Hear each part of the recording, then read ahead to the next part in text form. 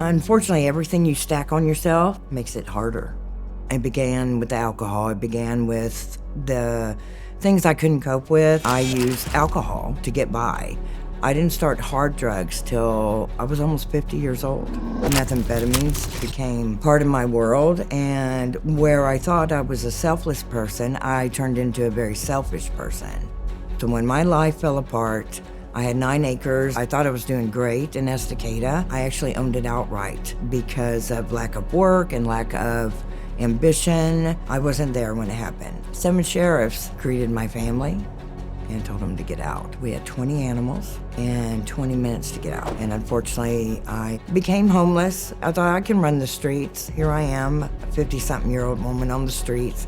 So there was an amount of shame that I always put on myself. I was drifting camp to camp. I didn't know what to do. It made it feel almost impossible. I just showed up one day to Father's Heart and started receiving some services, some food and whatnot, and I realized I want to be in good graces. I've got to start somewhere. It's action, reaction. My actions are going to speak louder than words, and so are theirs. If they really want to help me begin a journey of healing. That's what I wanted to do, but the drugs and being homeless, that's quite another thing.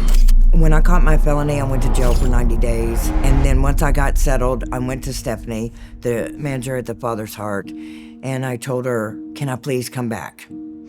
And she said, of course. And I told her what my plan was, that I was in a safe and sober house, that I was in a program, and with this program, I'm gonna get my life back. And she said, I know you will.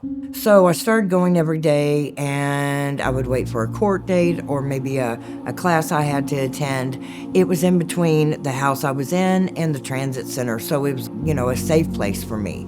She kept asking me, well, what about your job? And I said, well, I've got it, but all the paperwork isn't ready. And 1 week turned into 2 and 3 and 4. And she said, do you want a job? And I said, absolutely. And that's how our journey began. I've never worked with so many wholesome souls, very giving people. We're all mothers, sons, daughters, sisters. I created a life. I created a safe place. I created a small circle of friends and potential career that I can only move up in. I'm probably the happiest points in my life where I am moving forward. My mother, my father, I know would be very proud of me because I did not give up. People see that and I hear it. Look, she did it. That's quite an honor.